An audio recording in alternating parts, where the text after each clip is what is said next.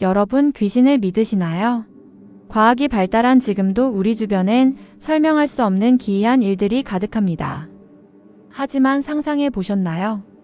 과학이란 개념조차 희박했던 조선시대, 이들은 귀신 들린 집을 어떻게 다뤘을까요?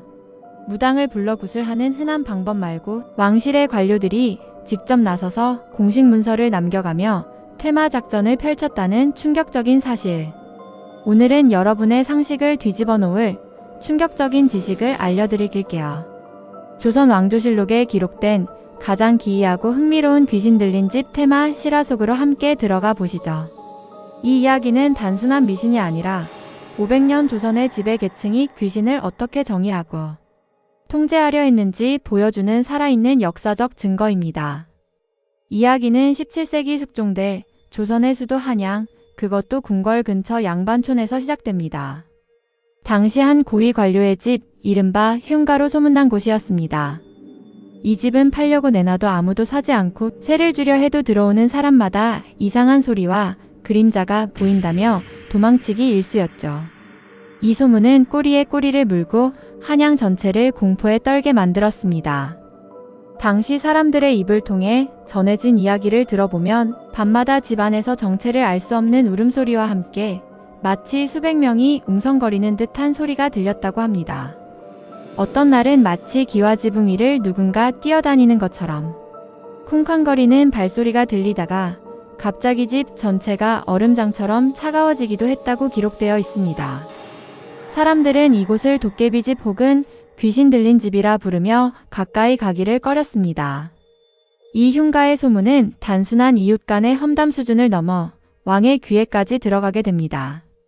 국정 운영의 최고 책임자인 왕이 백성이 아닌 고위 관료의 집 귀신 문제에 관심을 가졌다는 사실 자체가 이 사건의 심각성과 특수성을 보여줍니다. 왜 왕까지 이 문제에 귀를 기울였을까요? 여기서 우리는 조선 지배층의 독특한 세계관을 이해해야 합니다. 유학을 통치 이념으로 삼은 조선에게 귀신은 단순히 미신적 존재가 아니었습니다. 조선의 통치 철학, 즉 성리학적 세계관에서 보면 세상의 모든 현상은 이와 기의 조화로 이루어집니다. 하늘과 백성의 안녕은 왕의 덕치와 직결되어 있습니다. 왕이 정치를 잘못하거나 나라의 기강이 흔들리면 세상의 기가 혼란에 빠지게 됩니다. 흉가와 같은 기이한 일이 발생하면 그것은 곧 나라의 기강이 흔들리고 있다는 정치적 징후로 해석되었습니다. 이는 하늘이 왕에게 보내는 경고와 같았습니다. 이 복잡한 개념을 일상적인 예시나 비유로 풀어 설명해 드릴게요. 귀신 들린 집은 마치 갑자기 우리 회사의 서버가 마비되는 현상과 같습니다. 단순한 고장이 아니라 시스템에 근본적인 문제가 생겼다는 경고등이죠. 이 사태를 방치하면 회사 전체의 운영이 마비되듯 조선의 왕실에게 흉가는 나라의 기운, 즉 국운이 불안정하다는 신호였던 겁니다. 더구나 그 집이 한양, 궁궐 근처에 있다면 이는 왕권에 대한 직접적인 도전처럼 느껴질 수도 있었습니다. 그래서 이 문제는 개인의 사생활이 아닌 국가 안보 문제로 격상되었습니다. 왕은 이 문제를 해결하여 자신의 통치력을 입증하고 민심의 불안을 잠재워야만 했습니다. 보통 귀신이 나오면 무당을 불러 굿을 해야 할 것 같죠.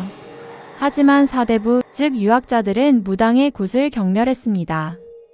그들의 관점에서 무당의 주술은 음사, 즉 요사스럽고 음란한 제사로 취급되었고 미신 타파의 대상이었습니다. 사대부가 통치하는 국가에서 천한 계층인 무당의 힘으로 나라의 기강을 바로잡는다는 것은 자존심이 허락하지 않는 일이었습니다. 그렇다면 이들은 어떻게 퇴마를 했을까요? 그들의 해법은 놀라울 정도로 지식 중심이었습니다. 왕실은 이 문제에 대해 정치적 학문적 해법을 제시합니다.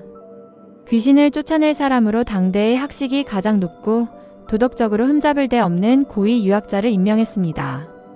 이들은 경영관과 같이 왕에게 경전 지식을 가르치던 사람들, 즉 조선의 최고지성인이었습니다.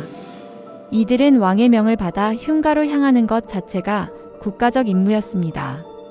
그들이 흉가에 들어가서 한 일은 무엇이었을까요? 바로 대학, 중용, 논어, 맹자 등 유교의 경전을 소리내어 읽는 것이었습니다.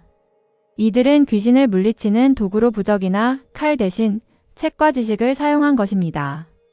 유학자들은 귀신이란 옳지 않은 기운이 모여 만들어진 것이며 인간의 올바른 도리가 담긴 경전을 읽어 지극한 정성과 바른 기운을 채우면 사악한 기운이 스스로 소멸할 것이라 믿었습니다. 유교의 핵심은 바음입니다.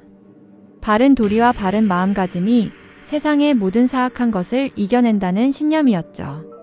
이들이 선택한 경전 읽기, 즉 정독은 단순한 소리가 아니었습니다. 그것은 나는 너희 귀신들보다 훨씬 고결하고 하늘의 이치를 깨달은 사람이라는 지적도덕적 우월감을 귀신에게 주입하는 정신적인 권위 행사였습니다. 나아가 이는 자신들의 통치, 이념인 유교의 정당성과 우월성을 백성들에게 과시하는 정치적 퍼포먼스이기도 했습니다. 이 과정을 통해 왕권과 유교의 권위는 더욱 확고해지는 결과를 낳았습니다. 그렇다면 이 기이한 퇴마 작전의 결과는 어땠을까요? 놀랍게도 흉가는 진정되었습니다. 경전을 읽은 지 며칠 만에 이전에 들리던 이상한 소리와 그림자가 사라졌다고 조선 왕조실록과 다른 사료들에 기록되어 있습니다. 이들은 경전 읽기를 마친 후 집안 곳곳에 유교 경전의 구절을 적은 종이를 붙여두거나 향을 피우고 맑은 술을 뿌리는 의식을 행하기도 했습니다. 이 모든 행위는 유교적 질서를 그 집에 다시 세우는 상징적인 행동이었습니다. 물론 현대 과학의 관점에서 보면 이 현상은 심리학적 효과나 우연의 일치로 해석될 수 있습니다. 귀신 소동이 실제로는 집값 하락을 노린 누군가의 음모였거나 당시 집주인들의 과도한 스트레스로 인한 집단 히스테리였을 가능성도 배제할 수 없습니다. 유학자들이 경전을 읽는 행위 자체가 불안한 사람들에게 가장 권위 있는 국가지성인이 문제를 해결하고 있다는 심리적 안정감을 주어 소동이 잦아들었을 수도 있습니다. 하지만 이 사건이 우리에게 주는 가장 큰 지식은 바로 이겁니다. 조선시대 지배층에게 지식은 곧 권력이자 퇴마 도구였다는 사실입니다. 무당의 굿이 감정적 주술적 공포 해소를 위한 것이었다면 유학자의 경전 읽기는 이성적 지식적 권위 확립을 위한 정치 행위였습니다. 귀신 들린 집을 진정시켰다는 기록은 조선 유교. 국가의 통치 이념이 비과학적 영역까지 통제할 수 있었다는 지배층의 자기 확신을 강화시켜 주었습니다. 이처럼 조선의 퇴마 의식은 단순히 죽은 자를 달래는 행위가 아니라 산 자들의 통치 구조를 공고히 하는 정치적 퍼포먼스였던 것입니다. 이는 조선의 지식인이 얼마나 자신들의 사상에 대해 강한 믿음과 자부심을 가지고 있었는지를 보여주는 흥미로운 사례입니다. 오늘 우리는 조선시대 왕실 관료들이 귀신 들린 집에 무당 대신 경전을 들고 찾아가 퇴마 작전을 펼쳤던 기이한 실화를 통해 조선의 통치 이념이 귀신과 미신을 어떻게 정의하고 통제하려 했는지 알아보았습니다. 귀신 들린 집은 단순한 흉가가 아닌 나라의 기강을 보여주는 정치적 징후였으며 지식과 학문이 최고의 권위였던 조선 사회의 단면을 극명하게 보여주는 사건이었습니다. 오늘날 우리는 과학적 지식으로 많은 것을 설명할 수 있지만 과거의 사람들은 자신들의 세계관 속에서 가장 강력한 도구를 사용하여 혼돈에 맞섰습니다. 그들에게 그 도구는 지식이었습니다. 여러분의 주변에는 어떤 지식이 가장 강력한 무기가 되어주고 있나요? 한번 생각해 볼 만한 주제인 것 같습니다. 어떠셨나요?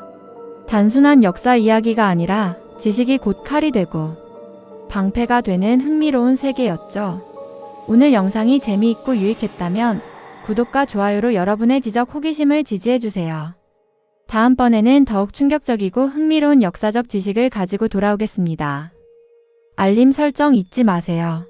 감사합니다.